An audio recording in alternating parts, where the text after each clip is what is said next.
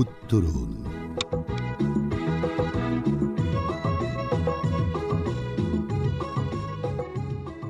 বেতার ম্যাগাজিন।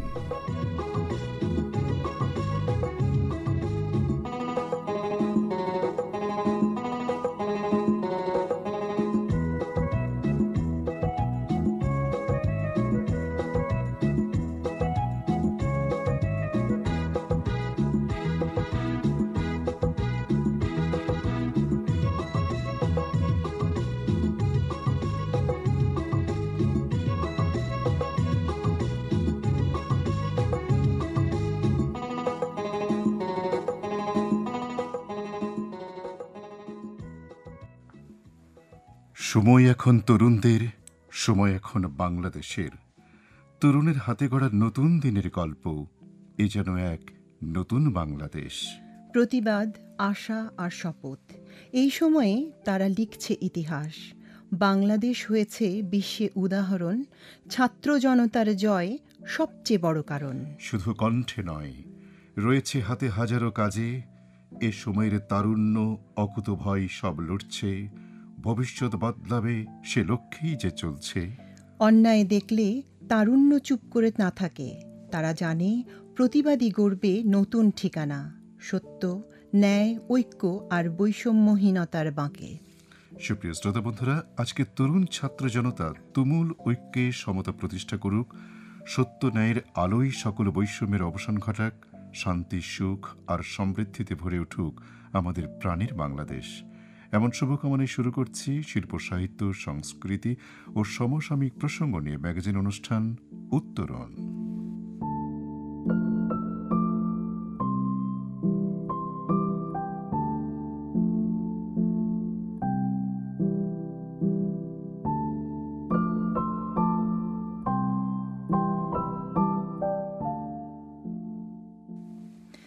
প্রিয় শ্রোতা বন্ধু, আয়োজনের শুরুতেই সূচি জানিয়ে দেই। বিস্ময়কর খবরের আয়োজন বিশ্ববিচিত্রা। স্মৃতি অমলিন পর্বে প্রয়াত সঙ্গীত শিল্পী বারী সিদ্দিকীর স্মরণে শুনব নানা কথা।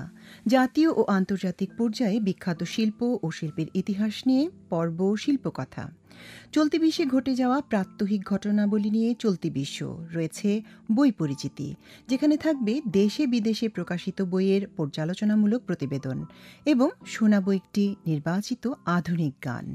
প্রিয় শ্রোতা, এক এক করে সব পরিবেশনায় প্রবেশ করি। এবার শুরু করব বিস্ময়কর খবরের আয়োজন বিশ্ববিচিত্রা পর্ব দিয়ে। তথ্য সংগ্রহ ও সংকলনে মোহাম্মদ রেজাউল করিম।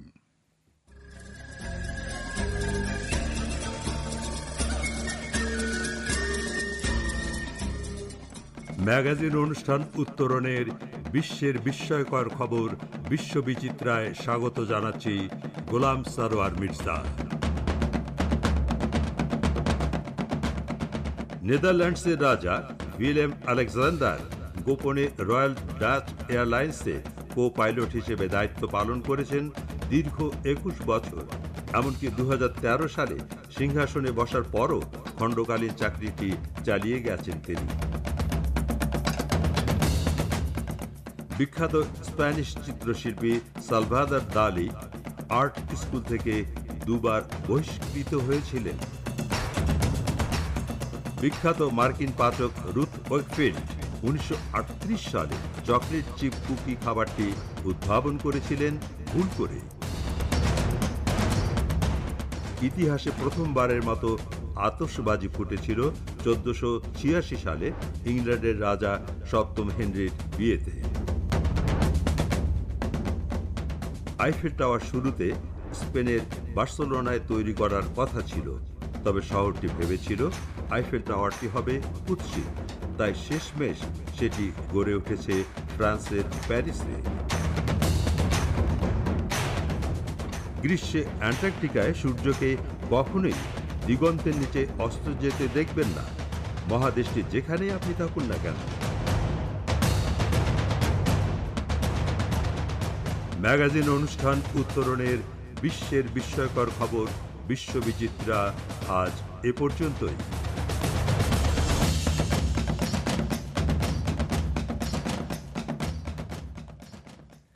প্রিয় শ্রোতা, বিস্ময়কর ও চমকপ্রদ খবর শুনছিলাম বিশ্ববিচিত্রা পর্বে। সুপ্রিয় শ্রোতা বন্ধুরা, দরদমাখা কণ্ঠে তিনি মুগ্ধ করতেন শ্রোতাদের। সেই দরদিয়া কণ্ঠশিল্পী বাঁশির জাদুকর বারী সিদ্দিকী। তার পুরো নাম আব্দুল বারী সিদ্দিকী। 1917 সালের 24শে নভেম্বর তিনি পাড়ি জমিয়েছিলেন না ফেরার দেশে। মুগ্ধ করা এই শিল্পীর চলে যাওয়ার 7 বছর আজ। সুপ্রিয় শ্রোতা বন্ধুরা, এবারে স্মৃতি অমলিন পর্বে শুনব প্রয়াত সঙ্গীতশিল্পী বারী সিদ্দিকীর জীবন, কর্ম ও স্মৃতিময় নানা কথা। গ্রন্থনা করেছেন তনিমা করিম, আর পাঠে রয়েছেন নওশিন ফারহানা।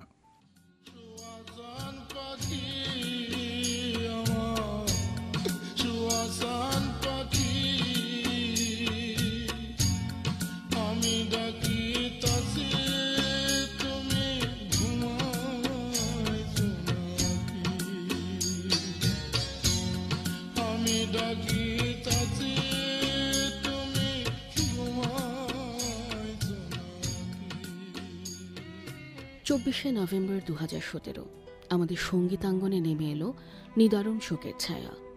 লোকগীতির জনপ্রিয় শিল্পী বারী সিদ্দিকী 63 বছর বয়সে ছেড়ে গেলেন পৃথিবীর সব মায়া। সুরের আকাশ থেকে ঝরে পড়ল আরও একটি নক্ষত্র, কিন্তু আমরা জানি তার সৃষ্টিকর্ম সেই আকাশ আলোকিত করে রাখবে সারা জীবন। বাণীতে, সুরে, কণ্ঠে তিনি থাকবেন চিরদিন স্মৃতিতে অমলিন। বারী সিদ্দিকীর প্রয়াণ দিবসে তার প্রতি জানায় বিনম্র শ্রদ্ধা।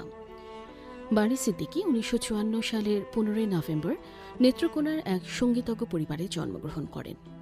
পরিবারের ইচ্ছেতেই মাত্র 12 বছর বয়সে ওস্তাদ গোপাল দত্তের কাছে তিনি গান শিখতে শুরু করেন। ঢাকা বিশ্ববিদ্যালয় থেকে ইসলামী ইতিহাসে স্নাতক পাশ করলেও তিনি মনে প্রাণে নিজেকে জড়িয়ে নিয়েছিলেন সঙ্গীতের সাথে। 70-এর দশকে জেলা শিল্পকলা একাডেমির সাথে যুক্ত হন এবং ক্লাসিক্যাল মিউজিক নিয়ে পড়াশোনা শুরু করেন। পরবর্তী সময়ে বাঁশি বাদনের উপর উচ্চাঙ্গ সঙ্গীতে প্রশিক্ষণ নেন। 90-এর দশকে তিনি ভারতের পুনে গিয়ে পণ্ডিত ভিজি কর্নাদের কাছে তালিম নেন এবং দেশে ফিরে এসে লোকগীতির সাথে ক্লাসিক মিউজিকের সম্মেলনে গান গাওয়া শুরু করেন। 1980 সালে পেশাগতভাবে বাঁশি বাজাতে শুরু করেন তিনি। 1906 প্রথমবার বিটিভিতে সৃজন অনুষ্ঠানে তিনি বাঁশি বাজান। 1999 সালে জেনেভায় অনুষ্ঠিত বিশ্ব বাঁশি সম্মেলনে এই উপমহাদেশ থেকে একমাত্র প্রতিনিধি হিসেবে তিনি অংশগ্রহণ করেন। বাংলার লোকসঙ্গীত ও সুরকে পৌঁছে দিয়েছেন বিশ্ববাসীর কাছে। বারী সিদ্দিকী প্রখ্যাত সাহিত্যিক নাট্যজন হুমায়ুন আহমেদের নজরে আসেন 1995 সালে রঙের বাড়ি ম্যাগাজিন অনুষ্ঠানে কণ্ঠ দেবার। তার হাত ধরেই বারী সিদ্দিকী বাঁশিবাদক থেকে লোকগান ও আধ্যাত্মিক গানের জন্য পরিচিত হয়ে ওঠেন। বহুমাত্রিক প্রতিভাধর শিল্পী বারী সিদ্দিকী বেশ কয়েকটি চলচ্চিত্রের জন্য গান লিখেছেন ও কণ্ঠ দিয়েছেন। অভিনয় করেছেন, যার শুরুটা ছিল 2013-তে পাগলা ঘোড়া নাটক দিয়ে। অর্জন করেছেন দর্শক শ্রোতার অফুরন্ত ভালোবাসা এবং প্রশংসা। বারী সিদ্দিকী সবসময় গতানুগতিক ধারার বাইরে গান গাইতে চাইতেন। বাংলা গানের একটি ভিন্ন ধারা, একটি ভিন্ন প্রকৃতি প্রবর্তন করেছেন তিনি চেয়েছিলেন বাংলা লোকায়ত গানের সঙ্গে উচ্চাঙ্গ সঙ্গীতের সফল সংমিশ্রণ করে গানকে মাটির কাছাকাছি নিয়ে যেতে, এবং এতে তিনি সফল হয়েছেন। তার জনপ্রিয় গানের মধ্যে আমার গায়ে যত দুঃখ সয়, পুবালি বাতাসের, দুনিয়ার মায়া ছাইরা, দুঃখ রে মা, অপরাধ হইল অন্যতম। লোকগানের কিংবদন্তি শিল্পী বারী সিদ্দিকী বাংলা লোকগানকে নতুন প্রজন্মের কাছে পৌঁছে দেওয়ার ইচ্ছেতে নেত্রকোনা থেকে কিছুটা দূরে কার্লি গ্রামে বাউল রিসার্চ সেন্টার বাউল বাড়ি প্রতিষ্ঠা করেন। আর সেখানেই চিরনিদ্রায় শায়িত আছেন বাঁশি ও কণ্ঠের মাদকতায় মুগ্ধতা ছড়ানো শিল্পী বারী সিদ্দিকী।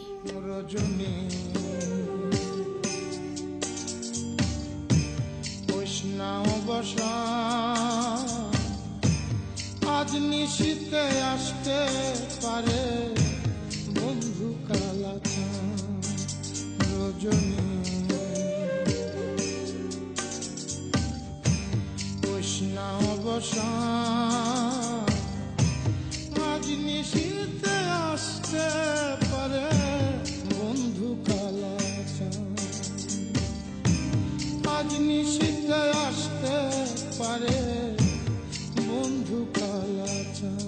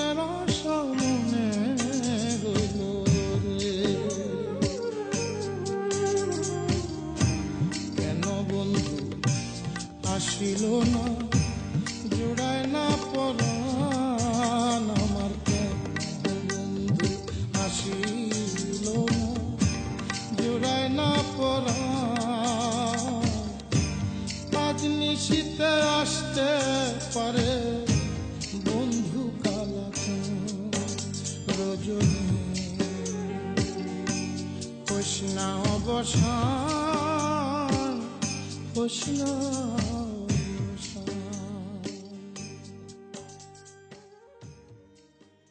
প্রিয় শ্রোতা, স্মৃতি অমলিন পর্বে এতক্ষণ শুনছিলাম প্রয়াত সঙ্গীত শিল্পী বারী সিদ্দিকীর স্মরণে নানা কথা। প্রিয় শ্রোতা, শিল্প ও সংস্কৃতি একটি জাতির পরিচয় এবং ইতিহাসের ধারক। এটি একটি সমাজের জীবনধারা, মূল্যবোধ এবং সৃজনশীলতার প্রকাশ। শিল্প কেবলমাত্র চিত্রকলা, ভাস্কর্য বা সঙ্গীতের মধ্যেই সীমাবদ্ধ নয়। এটি নাটক, সিনেমা, সাহিত্য, নৃত্য এবং স্থাপত্যকেও অন্তর্ভুক্ত করে।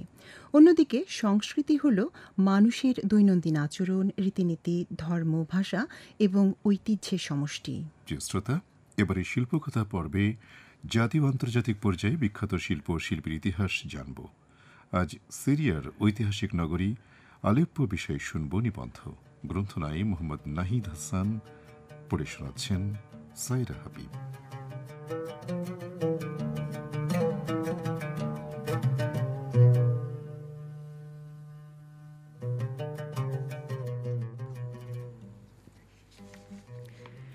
সিরিয়ার গৃহযুদ্ধের কারণে বর্তমানে আলেপ্পো শহরটি প্রায় ধ্বংসস্তূপে। চল ইতিহাস রয়েছে। আলেপ্পো সিরিয়ার সবচেয়ে বড় শহর এবং আলেপ্পো মুহাফাজার রাজধানী। এটি সিরিয়ার উত্তর পশ্চিমে অবস্থিত এবং রাজধানী দামেস্কো থেকে ৩১০ কিলোমিটার দূরে অবস্থিত। আলেপ্পো বিশ্বের অন্যতম প্রাচীন শহর। শতাব্দীকাল ধরে আলেপ্পো সিরিয়ার সবচেয়ে জনবহুল অঞ্চল এবং ইস্তাম্বুল ও কায়রোর পরে উসমানীয় সাম্রাজ্যের তৃতীয় বৃহত্তম শহর ছিল। সিরিয়ার তেল আস সৌদা এবং তেল আল আনসারি শহরে খনন কাজের মাধ্যমে জানা গেছে যে আলেপ্পোতে খ্রিস্টপূর্ব ৩য় শতাব্দী থেকে মানুষ বসবাস করছে। তখনকার সময়ে আলেপ্পো বাণিজ্যিক ও সামরিক ক্ষেত্রে উৎকর্ষ সাধন করেছিল। আলেপ্পোর এমন দীর্ঘ ইতিহাসের কারণ এর ভৌগোলিক অবস্থান ভূমধ্য সাগর ও মেসোপটেমিয়া, এই দুই জায়গার মাঝে, যা বৈদেশিক বাণিজ্যের সহায়ক। এছাড়া সিল্ক রোডের শেষ প্রান্তে অবস্থিত হওয়ায় ব্যবসা বাণিজ্যে আলেপ্পোর উন্নতি হয়। এই সিল্ক রোড মধ্য এশিয়া এবং মেসোপটেমিয়ার মধ্য দিয়ে চলে গেছে। 1869 সালে যখন সুয়েজ খাল উদ্বোধন করা হয়, তখন পণ্য আদান প্রদান সমুদ্র দিয়ে নেওয়া শুরু হয় এবং এর ফলে ক্রমান্বয়ে আলেপ্পোর গুরুত্ব কমতে থাকে। উসমানীয় সাম্রাজ্যের পতনের পরে প্রথম বিশ্বযুদ্ধ শেষে আলেপ্পোর উত্তরের একটি অঞ্চল তুরস্কের কাছে সমর্পণ করা হয়। এছাড়া ইরাকের মসুল শহরের সাথে যোগাযোগ স্থাপনকারী গুরুত্বপূর্ণ রেললাইনও তুরস্কের কাছে সমর্পণ করা হয়।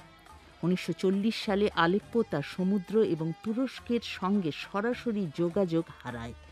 বিগত কয়েক দশকে আঞ্চলিক ক্ষেত্রে সিরিয়ার পৃথকীকরণের ফলে এ অবস্থার আরও অবনতি হয়, কিন্তু এর ফলে প্রাচীন আলেপ্পো এবং এর মধ্যযুগীয় স্থাপত্য ঐতিহ্য অনেকাংশে অক্ষত থাকে। আলেপ্পো নামটি বর্তমানে ইংরেজিতে বেশি ব্যবহৃত হয়। শহরটির প্রাচীন নাম খালপি বা খালিবন ছিল। গ্রিক ও রোমানদের কাছে শহরটি বেরোই নামে পরিচিত ছিল। এছাড়া আলেপ্পোর আরেকটি প্রাচীন নাম হালাব, যা বর্তমানে ব্যবহৃত হয়। তবে হালাব নামকরণের ইতিহাস এখনও মানুষের অজানা। কেউ কেউ ধারণা করেন হালাব নামের অর্থ লোহা বা তামা হতে পারে। এর কারণ আলেপ্পো প্রাচীন সময়ে লোহা এবং তামার গুরুত্বপূর্ণ উৎস ছিল।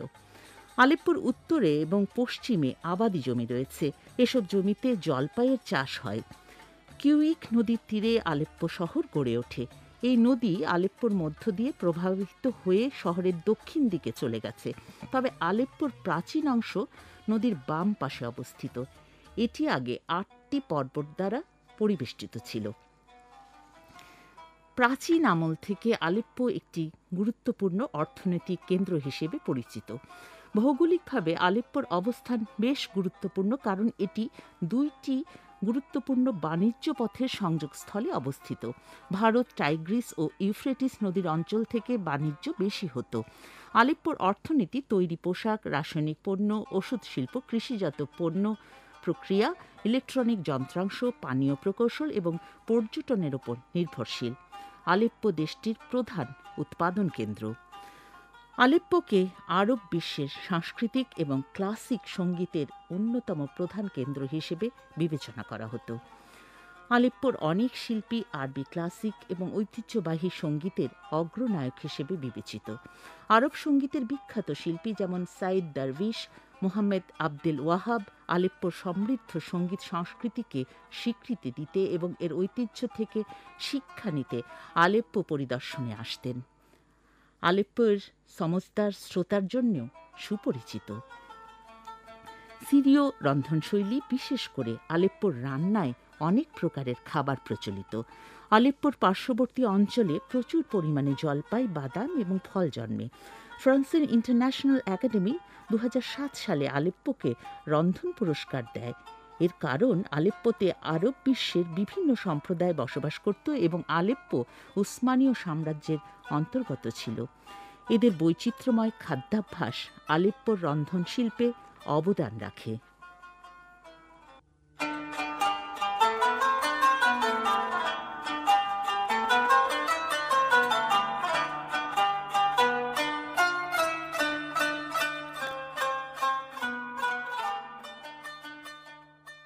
প্রিয় শ্রোতা, শুনছিলাম জাতীয় ও আন্তর্জাতিক পর্যায়ে বিখ্যাত শিল্প ও শিল্পের ইতিহাস শিল্পকথা পর্বে সিরিয়ার ঐতিহাসিক নগরী আলেপ্পো বিষয়ে নিবন্ধ শুনছিলাম আমরা। এইমাত্র যারা বেতার টিউন করলেন আপনাদের জন্য বলি, আপনারা শুনছেন বেতার ম্যাগাজিন উত্তরণ। প্রচার হচ্ছে বাংলাদেশ বেতার ঢাকা ক 693 কিলোহার্জ এবং FM 106 মেগাহার্জে এবং বাংলাদেশ বেতার অ্যাপে। বন্ধু শ্রোতা, প্রতিদিন আমাদের বিশ্বে ঘটে চলেছে অসংখ্য ঘটনা। সেই ঘটনার অনেক কিছুই আমাদের থাকে অজানা। অজানা নানা বিষয় জানতে আমাদের এবারের পর্ব চলতে বিশ্ব। এ সময় ঘটে যাওয়া নানা ঘটনার তথ্য সংগ্রহ ও পর্যালোচনায় রয়েছেন শিক্ষাবিদ ইভা আফরোজ। পড়ে শোনাচ্ছেন বর্ষা আহমেদ।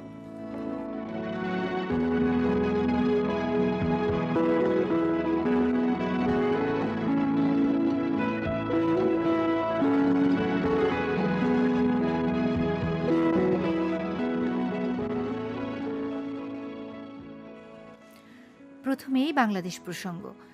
জাহাজ কিছুটা কম এলেও দেশের প্রধান চট্টগ্রাম বন্দরে চলতি অর্থবছরের প্রথম 4 মাসে কন্টেইনার ওঠানামা বেড়েছে প্রায় 6.5%, তবে কমেছে কার্গোতে আনা পণ্যের পরিমাণ।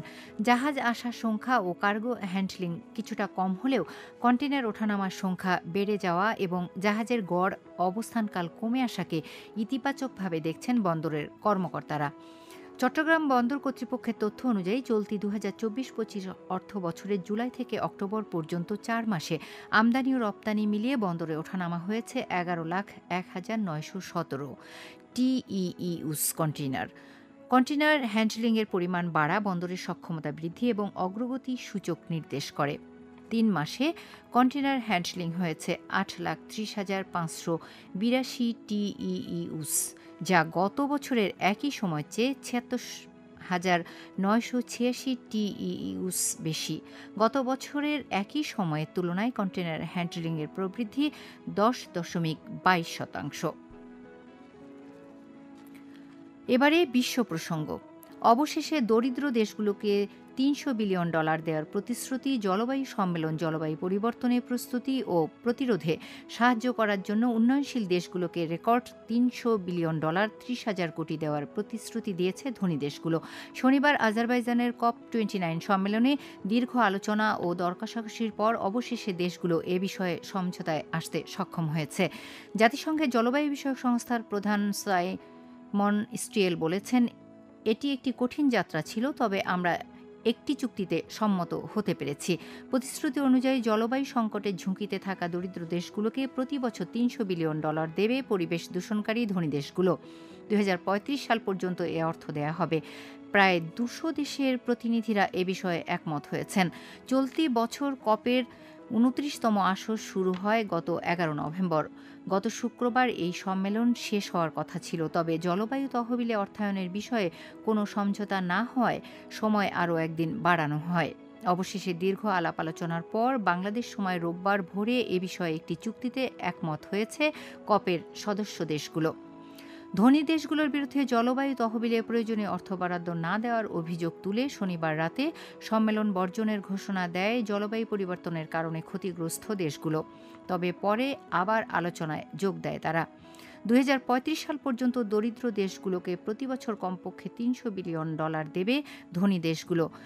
এই প্রস্তাবেও অসন্তোষ ছিল দরিদ্র দেশগুলোর, তবে অভিযোগ এই বরাদ্দও অপ্রতুল।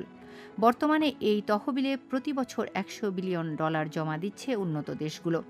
জলবায়ু তহবিলে জমা দেওয়া এই অর্থ দরিদ্র দেশগুলোর অর্থনীতিকে আরও পরিবেশ বান্ধব করতে এবং দেশগুলোর জলবায়ু সংকটের কারণে সৃষ্ট দুর্যোগ মোকাবিলায় ব্যয় করা হয়। রোববার ভোরের দিকে চুক্তিতে কিছু পরিবর্তন এনে অবশেষে এই বিষয়ে একমত হয়েছে ধনী দেশগুলো।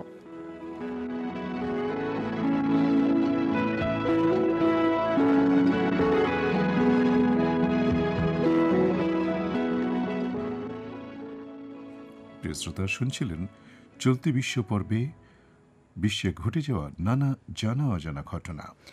বন্ধুরা, কেমন লাগে উত্তরণ আয়োজন জানাতে পারেন আমাদের। আর কোনো মতামত বা পরামর্শ থাকলে আমাদের কাছে লিখে জানাতে পারেন। প্রিয় শ্রোতা, এবারে বই পরিচিতি পর্ব। দেশে বিদেশে প্রকাশিত বইয়ের পর্যালোচনামূলক প্রতিবেদন শুনব। সিলভিয়া প্লাথ রচিত গ্রন্থ এরিয়াল নিয়ে শুনব আজ। গ্রন্থনা ও উপস্থাপনায় জাহাঙ্গীরনগর বিশ্ববিদ্যালয়ের ইংরেজি বিভাগের অধ্যাপক আহমেদ রেজা।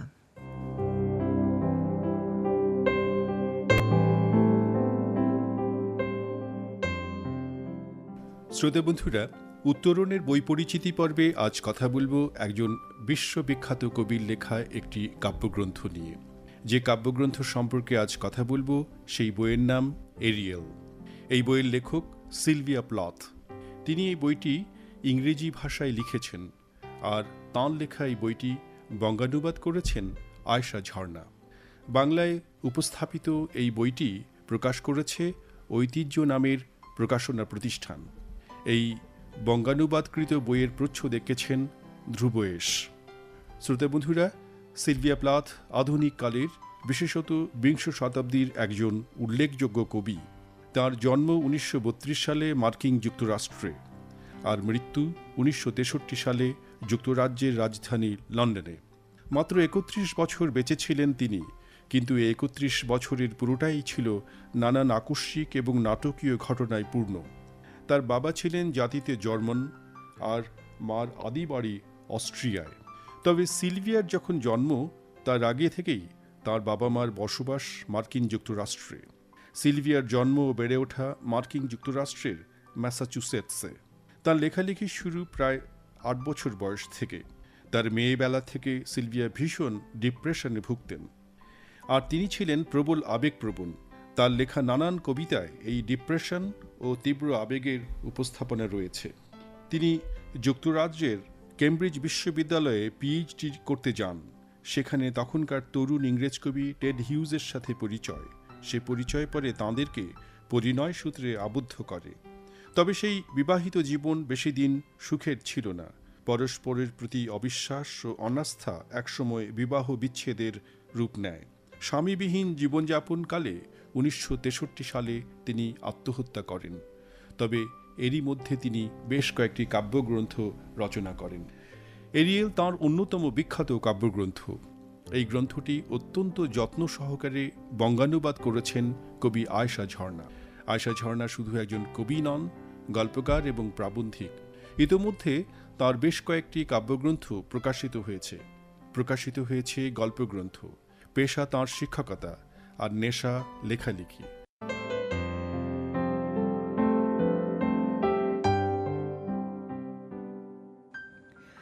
প্রিয় শ্রোতা, শুনছিলাম দেশে বিদেশি প্রকাশিত বইয়ের পর্যালোচনামূলক প্রতিবেদন বই পরিচিতি পর্বে সিলভিয়া প্লট রচিত গ্রন্থ এরিয়াল নিয়ে নানা কথা। বন্ধুরা, গান আমাদের জীবনের কথা বলে আমাদের আবেগ, অনুভূতি, চাওয়া পাওয়া, আনন্দ বেদনার। গানের সুরমূর্ছনায় বিমোহিত হই আমরা সবাই। এবারে তাই নির্বাচিত একটি আধুনিক গান দিয়ে শেষ করব আজকের অনুষ্ঠান। মাসুদ করিমের সাজানো কথায় সমর দাসের সুরে গানটিতে কণ্ঠ দিয়েছেন আঞ্জুমান আরা বেগম।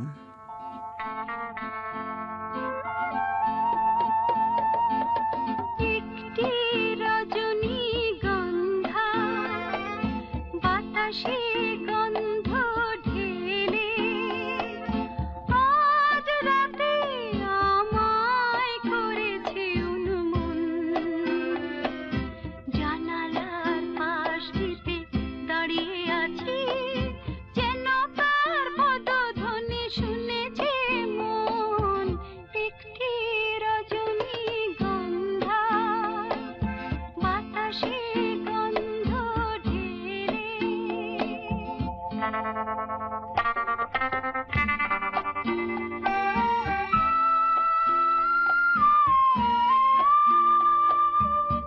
একটু একটু করে প্রহর গড়িয়ে চলে, আকাশের তারাগুলো মিটে মিটে জ্বলে। একটু একটু করে প্রহর গড়িয়ে চলে, আকাশের তারাগুলো মিটে মিটে জ্বলে। হৃদয়ের সংলাপে লিখি যত কবিতা আশার সমুদ্রে, আশার সমুদ্রে জাগে আলোড়ন। একটি রজনীগন্ধে গন্ধ ঢেলে আজ রাতে আমায় করেছে উন্মন। জানালার পাশটিতে দাঁড়িয়ে আছি, যেন কার পদধ্বনি শুনেছে মন। একটি রজনীগন্ধা বাতাসে। প্রিয় শ্রোতা, আধুনিক গানের ভুবনে ছিলাম আমরা কিছুক্ষণ। গান শুনতে শুনতেই চলে এলো বিদায়ের ক্ষণ। এবারে তাহলে করি বিদায়ী আয়োজন।